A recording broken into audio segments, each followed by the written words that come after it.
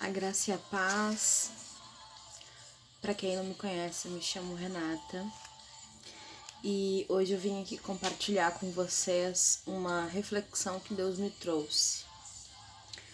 Dentre os dias que se passaram, Ele me trouxe a seguinte reflexão: o que é impossível para Deus? Qual é o tamanho do teu impossível? E qual o tamanho do teu Deus? Vamos começar por qual o tamanho do teu impossível? O que tem sido o teu impossível hoje? Tem sido uma situação financeira? Tem sido a falta de emprego? Tem sido uma dificuldade na tua casa? Uma dificuldade na tua família? Uma enfermidade, talvez? Uma esterilidade? Uma dependência química? Enfim, existem tantos impossíveis na nossa vida, né? Existem tantas coisas que nós as intitulamos como impossíveis, como casos perdidos. Mas aí eu te pergunto, o que é impossível para Deus? Tu conhece o Deus ao qual tu serve? Ou se tu não conhece a Deus, se tu já ouviu falar, mas não conheceu Ele verdadeiramente, eu te convido hoje a buscar esse Deus. Esse Deus que faz do impossível possível. Esse Deus que tem o poder para tornar possível aquilo que os homens dizem somente não dá, não vai acontecer. Não tem salvação, não tem livramento, não tem cura, não tem condições, não tem. Deus, ele é capaz de fazer infinitamente mais. E hoje eu quero te mostrar aqui, com base na Bíblia, algumas situações que para nós seriam impossíveis, mas para Deus não é. Vamos começar lá bem no início, em Gênesis, quando Deus criou todas as coisas. Deus criou o mar, Deus criou o céu, Deus criou a lua, o sol, as estrelas, os animais, a relva do campo. Deus criou todas as coisas, unicamente com uma palavra. Ele disse, haja luz, e a luz se fez. Se Deus hoje der uma palavra na tua vida, tu crê que as coisas irão se cumprir? Tu crê que as coisas podem mudar? Então hoje tu toma posse dessa palavra. Que haja luz na tua casa, que haja luz na tua vida, que haja luz naquilo que tu enxerga como trevas, que haja luz. Essa é a palavra de Deus. Ainda lá em Gênesis, quando Deus criou o homem e a mulher. Deus criou o homem da terra, do pó da terra, do barro. Imaginem vocês, a gente quando é pequeno, né, brinca com argila, os nossos filhos brincam com argila. A gente mal e porcamente consegue fazer um bonequinho feio pra caramba. Mas Deus, ele fez todos os detalhes de forma perfeita, porque nós fomos feitos à imagem e semelhança dele. A imagem e semelhança dele nós somos feitos. Então nós somos perfeitos em cada detalhe. Não tem um fiozinho do teu cabelo que esteja no lugar errado, porque foi Deus quem fez. Primeiro ele criou o homem. Depois, não muito satisfeito, ele foi lá e aprimorou. Ele tirou do osso, ele botou Adão para dormir, pegou uma costela dele e formou a mulher. Então ele criou dois seres a mais, dois seres humanos. Ele criou o homem do pó da terra e a mulher de um pedaço de osso. Tu consegue fazer isso? Tu consegue fazer uma pessoa? Eu não consigo, mas Deus consegue. Então ele faz infinitamente mais do que a gente pensa ou do que a gente tem conhecimento. Ele faz muito além, porque ele é um Deus de impossíveis. Depois disso, mais pra frente, ainda em Gênesis, nós temos a história de Abraão e Sara. Primeiramente, Deus pediu para que ele saísse da terra dele, do meio da parentela dele, e fosse para uma terra que ele não tinha ideia de onde seria. Mas Deus fez uma promessa para ele, que ele iria herdar aquela terra. E ele foi. Até aí, ok. Mas Abraão e Sara, eles não tinham filhos. Neste tempo, eles nem se chamavam Abraão e Sara. Ele se chamava Abrão e ela se chamava Sarai. Mas Deus, ele é tão bom quando ele entra na nossa vida, que ele muda todas as coisas, ele transforma todas as coisas. Ele muda tudo, ele transforma tudo. Ele mudou o nome de Abrão para Abraão, que é pai de multidões, e mudou o nome de Sarai para Sara. Deus fez uma promessa para eles, que eles teriam um filho.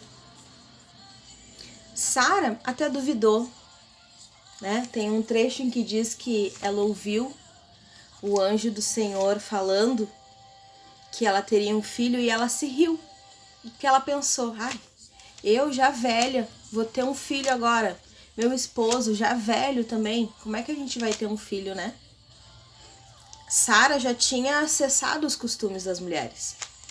Ela, além da infertilidade em si, ela já não tinha mais o seu ciclo normal, o que poderia possibilitar.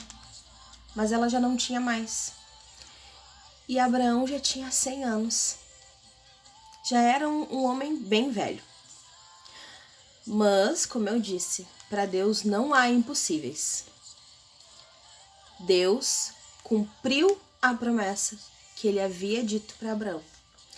Isso levou 25 anos. Exatos 25 anos. Abraão e Sara tentaram antecipar essa promessa, o que gerou o nascimento de Ismael. Mas Ismael não era a promessa de Deus. Isaac era. Deus fez com que Sara gerasse Isaac. Isaac nasceu, trouxe alegria, trouxe cumprimento da promessa. Levou 25 anos, escute bem, levou 25 anos, mas aconteceu. Muitas vezes nós temos uma situação que nós damos por impossível ou muito difícil. E nós colocamos às vezes essa situação na presença do Senhor. Só que a gente quer tudo para ontem, né? Nós vivemos uma geração imediatista. Tudo tem que ser para ontem, tudo tem que acontecer agora, tudo tem que ser assim, num piscar de olhos, num estalar de dedos, tudo tem que ser para ontem. Tudo é muito rápido, tudo acontece muito rápido. Mas Deus, ele tem um tempo certo de todas as coisas. Se não fosse assim, não estaria lá em Eclesiastes 3, onde diz que há tempo determinado para todas as coisas debaixo do céu. Então, a gente não consegue antecipar a promessa, a gente também não consegue atrasar a promessa. Ela vai chegar no tempo certo. A resposta, ela chega no tempo certo, no tempo exato de Deus. Não é no meu tempo, não é no teu tempo, não é na minha vontade, não é na tua vontade. É na vontade de Deus. Mas uma coisa a gente pode fazer, a gente pode crer. A gente pode crer e a gente pode declarar tudo isso. Todas as promessas do Senhor que o Senhor tem na nossa vida, a gente precisa crer. A gente precisa declarar que em fé nós já alcançamos, nós já podemos apalpar a nossa promessa. E Abraão fez isso. Abraão, mesmo vendo o corpo dele amortecido, velho, ele não duvidou da promessa de Deus. Então, o impossível dele, Deus tornou possível, dando a eles Isaac no tempo certo da promessa. Outra passagem muito importante tá lá em Êxodo, quando Deus levanta Moisés para libertar o povo hebreu da escravidão de 400 anos. Eles já vinham numa escravidão de 400 anos. Imagina, às vezes tu não aguenta uma batalha de uma semana ali, né? Um aperto de uma semaninha que seja. Eles estavam como escravos por 400 anos. Mas Deus levantou Moisés. Deus levantou Moisés para libertar esse povo e para guiar eles. Aconteceram várias coisas durante esse tempo. Tiveram as 10 pragas, teve a celebração da Páscoa do Cordeiro, né? Teve várias coisas que vieram a concluir a saída do povo do Egito. Mas, quando eles estavam saindo do Egito, eles se depararam com o Mar Vermelho. Olharam de um lado o Mar Vermelho, do outro lado os exércitos de Faraó vindo contra eles. Olharam, eu imagino que muitos devem ter pensado, meu Deus, e agora? Tamo lascado, vamos morrer aqui. Sair dali pra morrer aqui. Tamo lascado, deu, acabou tudo. Mas, como eu digo, Deus é um Deus de impossíveis. O que aconteceu? Moisés bateu o cajado na beira do mar e o mar se abriu por completo. Não bastando somente isso, a terra estava seca. Seca. Imaginem, às vezes uma poça d'água, ela seca, mas ainda continua o barro. A água seca, mas o barro continua ali. Deus, ele é tão perfeito nas coisas que ele faz, que ele abriu o Mar Vermelho e secou a terra por onde o povo ia passar. E o povo hebreu passou a pés enxutos. Passou todo o povo hebreu, depois Moisés foi atrás, todos passaram. Quando os egípcios iam passar, o mar se fechou sobre eles novamente. Olhem que maravilha, olhem como Deus age a favor daqueles que creem nele, a favor dos seus filhos, não importando a dificuldade, não importando a situação, não importando a circunstância, Deus age a teu favor a todo tempo, a todo instante, Deus age a teu favor. Ele vai abrir o Mar Vermelho se for necessário para tu passar. Ele vai derrubar tudo que ele tiver que derrubar, se for para te levantar, ele vai fazer. Porque para Deus não há impossíveis. Não importa o tamanho do teu impossível, não importa. O que importa é o tamanho do teu Deus. Outra passagem muito importante também, aqui com as minhas anotações, tá?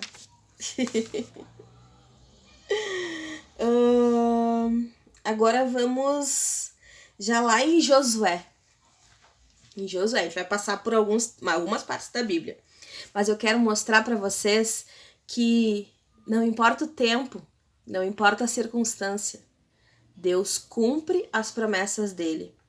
E Deus trata aquilo que para ti é impossível, mas para ele não é. Deus, ele é capaz de fazer muito mais do que tu tem pedido ou do que tu imagina que ele possa fazer.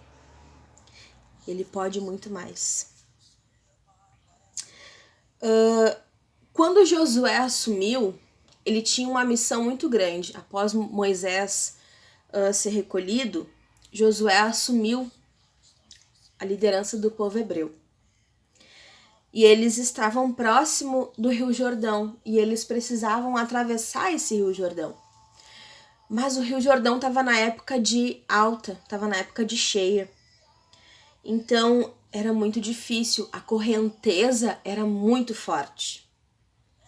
Mas Josué orou, Josué buscou a direção de Deus e Deus disse para ele o que ele precisaria fazer. E eles foram lá e fizeram.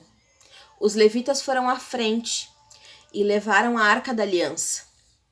Foram até uma determinada altura e colocaram a Arca da Aliança. Quando eles encostaram a Arca da Aliança, a água cessou. A água ela parou de correr. a correnteza ela parou. Para quê? Para que mais uma vez o povo hebreu pudesse passar sobre um obstáculo. Mais um impossível que Deus venceu. Mais um impossível que Deus acabou. O povo passou, porque eles estavam muito próximo da terra prometida deles. Eles precisavam cruzar esse rio para chegar na terra prometida. A terra que Deus havia prometido lá atrás para Abraão e para Sara. Eles atravessaram. Ok, mais uma vitória para Deus. Mais um impossível que caiu por terra. Mas surgiu mais uma impossibilidade na frente do povo hebreu. Eles cruzaram o Rio Jordão, mas eles ainda precisavam cruzar as muralhas de Jericó. E as muralhas de Jericó, elas eram muito grandes. Além de serem muito altas, elas eram muito largas e super fortalecidas. Elas eram do tamanho de uma avenida em largura, né? Porque tinha trânsito de carroças sobre essas muralhas. Além da guarda toda, né? Tinha um trânsito, tinha um fluxo sobre essa muralha. Então ela era muito grande. Ela era muito fortalecida. Jericó era tida como uma das cidades mais fortificadas. Uma das cidades impossíveis de se adentrar. Mas para Deus nada é impossível, né? Agora eu pergunto para vocês, para quem conhece um pouquinho da Bíblia. Alguém precisou botar a mão para derrubar essa muralha?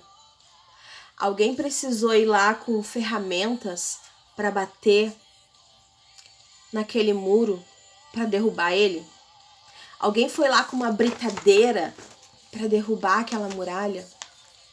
Não. Deus ele deu mais uma estratégia para o povo hebreu. Eles iriam circundar aquela muralha 7 vezes por 7 dias em silêncio total. No 7º dia, eles iriam bradar e tocar as suas trombetas. E foi um barulho tão estrondoso que as muralhas ruíram no mesmo instante.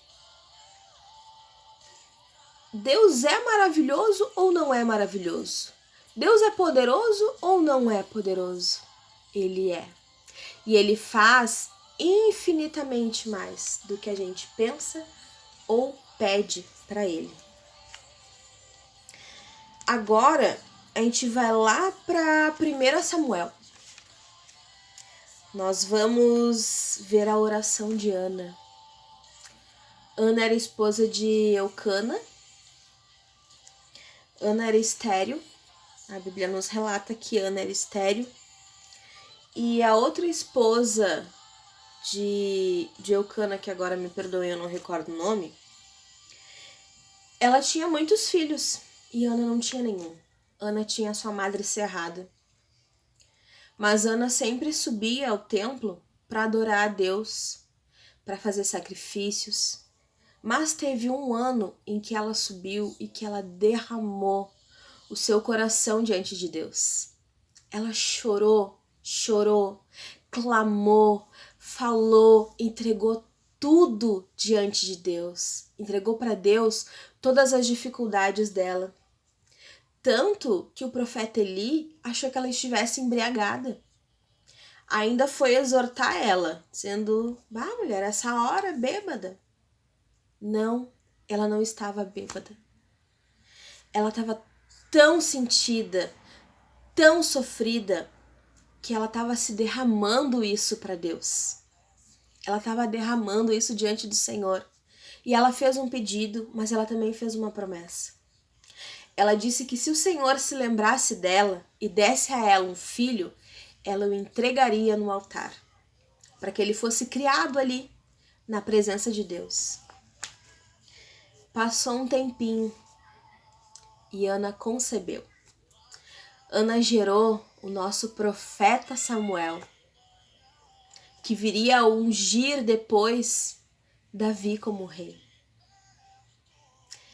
Então, tu vê o poder da nossa oração, o poder que nós temos quando nós entregamos as nossas necessidades diante de Deus, os nossos impossíveis diante de Deus.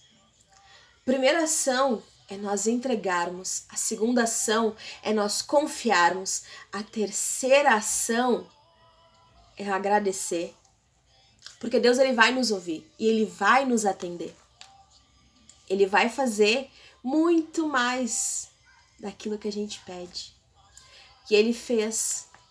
Ana concebeu, Ana teve Samuel, criou ele até os 3 anos de idade. A partir dos 3 anos de idade, ela levou ele para o templo, para que ele fosse criado pelo profeta Eli, fosse ensinado diante do altar do Senhor, para que ele viesse a ser um servo, um instrumento nas mãos de Deus. E ele fez. E a Bíblia nos relata quantas coisas maravilhosas foram feitas através da vida de Samuel. Agora, deixe-me ver. Sim, Davi. Ainda em Samuel também. Passaram-se alguns anos. Samuel primeiro ungiu Saul a rei. Saul não agradou o coração de Deus. Deus escolheu outro rei segundo o coração dele. E ele escolheu Davi. Davi era o menor da casa dele. Davi era até mesmo, talvez, o rejeitado da família dele. Mas Davi tinha um coração puro e reto diante de Deus. Davi louvava a Deus. Davi se colocava na presença de Deus. Diz que ele estava lá cuidando das ovelhas, mas ele fazia tudo com muito zelo. Ele fazia tudo com muita excelência. Então o profeta Samuel foi lá e ungiu ele a rei. Mas ele continuou como um pastor de ovelhas. E um dia o pai dele pediu para que ele fosse levar alimento para os irmãos dele que estavam na guerra, junto com Saul, que estavam na guerra. Chegando lá, Davi viu um gigante afrontando todo o povo. Afrontando, xingando, chamando eles de covarde, que nenhum deles tinha coragem para encarar eles, que todos eles iriam virar escravos dele. E aí Davi disse, não, como é que esse gigante vem querer ofender o povo de Deus? Não é a mim que ele está ofendendo, ele está ofendendo o povo de Deus. Não, isso não vai ficar assim. Ele foi lá diante de Saul e se ofereceu para enfrentar esse gigante. Saul olhou para ele assim, guri, mas tu é muito pequenininho, tu é muito magrelo, não vai dar conta. Ó, toma aqui a minha armadura, já que tu quer tanto ir. Davi colocou a armadura de Saul. Não deu, não teve condições. Davi não conseguia nem se mexer com aquela armadura. Então ele fez o quê? Ele tirou. Ele disse, não, eu vou na presença de Deus. E ele foi. Ele tinha uma funda, ele catou algumas pedras, e foi dessa forma que ele enfrentou Golias. Ele foi diante de Golias, ele girou aquela funda e tocou aquela pedra. Ele não tocou na força dele, ele tocou na força da certeza que ele tinha um Deus poderoso. E ele tocou aquela funda. E ele acertou em cheio, no meio da testa de Golias. Golias caiu. Quando ele caiu, Davi correu, pegou a própria espada de Golias e pá, cortou a cabeça de Golias. Acabou. O impossível para o povo de Deus tinha caído naquele momento pelas mãos de um menino magricelo que ninguém dava valor. pelas mãos de um pastor de ovelhas. Enquanto muitos estavam com armaduras e espadas, ele foi com uma funda e uma pedra e matou o gigante. Por quê? Porque Deus era com ele. Deus era na vida dele. E Deus derrubou o impossível que estava diante dele. Agora a gente vai pular lá para o livro de Daniel. Lá em Daniel, nós temos 3 camaradas que foram assim, muito fiéis. Quando eles foram levados como cativeiros como cativos para Babilônia, seus nomes foram trocados para Sadraque, Mesaque e Abednego, junto com Daniel. Mas Daniel não estava neste momento. O rei fez uma estátua e determinou que todos deveriam adorar quando tocassem lá flautas, harpas e, enfim, tudo que tinha lá, que todos deveriam adorar aquela imagem. Mas Sadraque, Mesaque e Abednego serviam a um único Deus. Eles adoravam a um único Deus. E o que eles fizeram? Eles não se curvaram diante dessa imagem. Eles não se curvaram diante daquela estátua. Eles tinham as suas convicções, eles tinham a sua fé firmada. Não ia ser qualquer coisinha não que ia abalar eles. Eles estavam diante de uma promessa de morte se eles não se ajoelhassem, se eles não se encurvassem e adorassem aquela imagem. Mas eles não temeram, porque eles sabiam ao Deus ao qual eles serviam. E eles foram levados na presença de Nabucodonosor, e Nabucodonosor questionou eles. Como assim vocês não vão adorar a minha imagem? Vocês não têm medo de morrer? E eles disseram que eles se curvavam, eles adoravam um único Deus, que era o Deus de Israel. Fora isso, eles não adorariam outro Deus. E Nabucodonosor, ele se enfureceu e mandou botar fogo na fornalha. Ela já estava acesa, ele mandou acender muito mais. O que aconteceu? Ele foi lá e mandou jogar os 3 dentro da fornalha. Quem jogou eles dentro da fornalha morreu queimado na mesma hora. Mas um outro foi olhar e viu 4 homens andando dentro da fornalha. Não, mas peraí. Foram jogados 3. Como assim? Eles estavam amarrados quando foram jogados? E agora tem 4 homens andando dentro da fornalha. Não, alguém me explica isso aqui direito, porque não tá entendendo, as coisas não estão se encaixando. Nabucodonosor foi olhar ainda e ficou. Como assim? Não, eu não tô crendo, não posso acreditar nisso. Mandou abrir a fornalha. E eles saíram de lá intactos. Nem um fiozinho da túnica deles queimada. Quem é que estava com eles? O próprio Deus estava com eles. Porque eles foram fiéis.